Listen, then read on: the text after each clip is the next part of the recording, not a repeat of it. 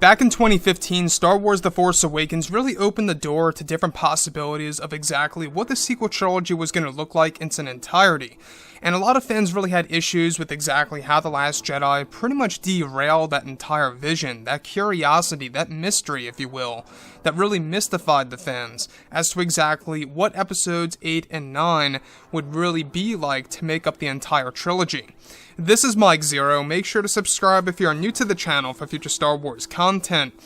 Now, as of this point right now, we do know that Disney's at a point where they are really trying to bring the company in a different direction for multiple different brands out there. You know, Marvel and Star Wars is just a few to actually list here. So, when we look at Star Wars specifically, obviously there does need to be a lot of fixing. In my point of view, I think that we need a complete restructuring, and that's exactly what they are doing. That's why they have brought on Dave Filoni and Jon Favreau and George Lucas to certain levels in order to really propel fans into a new era of Star Wars. Now, when we're talking about that, obviously Dave Filoni is really hard at work with a lot of the Star Wars Legends material and converting Ahsoka Tano into live-action form. Stuff around those lines. But what is really interesting is, of course, everything that happened behind the scenes for The Rise of Skywalker. We do know that this movie had a very shaky production. It was a film that essentially had a lot of rewrites, a lot of reshoots back and forth because of Kathleen Kennedy. Now, what's really intriguing all has to do with just that, Kathleen Kennedy, and yes, even actor John Boyega. Now, what's really intriguing about all of this is that now that both Disney and Lucasfilm are finished with The Rise of Skywalker, they are focused on their new Star Wars universe as well as the new Star Wars trilogy of films. Now, it's explained that currently both Disney and Lucasfilm have multiple plans in place in order to create a brighter future for Star Wars in general, and to save the Star Wars brand as both Bob Iger and Chapek work together as a team.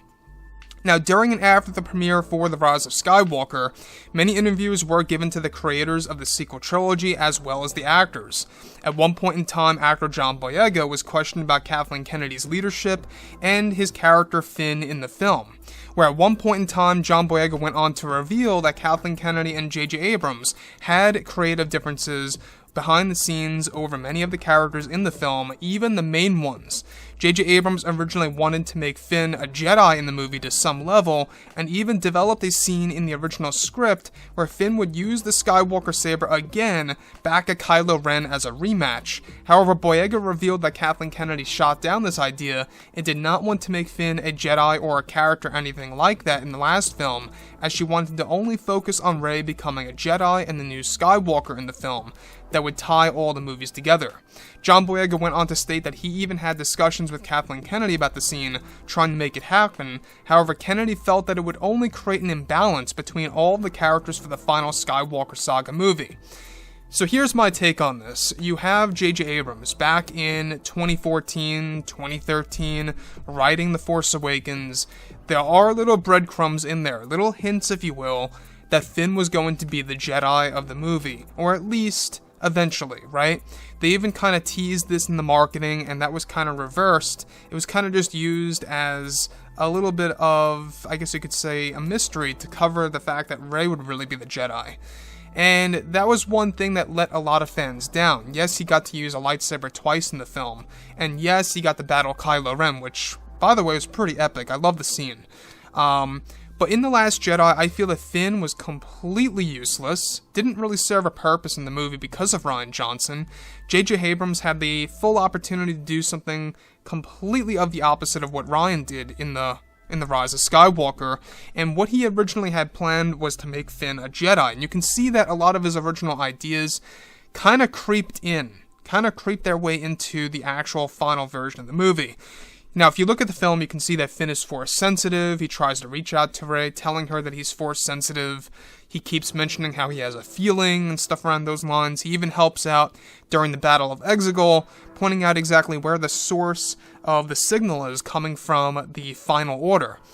So, the fact that Kathleen Kennedy did not want Finn to become a Jedi, I think was a major mistake. I think it really would have given us something a bit, I guess you could say, different for a Star Wars film. Could you have imagined if it would have been, let's say, for example, Rey and Finn fighting Kylo Ren on the second Death Star wreckage?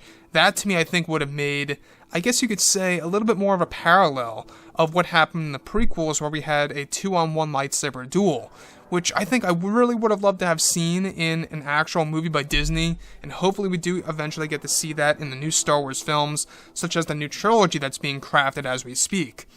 Now, with that being said, guys, like I say, Kathleen Kennedy, this is yet another prime example that she has no idea what she's talking about.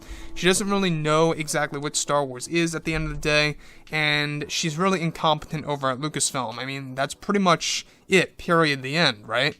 So, with that being said, guys, drop a comment below. Let me know anything about all of this in the comments, and if you guys did enjoy the content for today, do make sure to drop a thumbs up on this video to support the channel. I thank you all so very much for the kind support, and I'll catch you guys next time.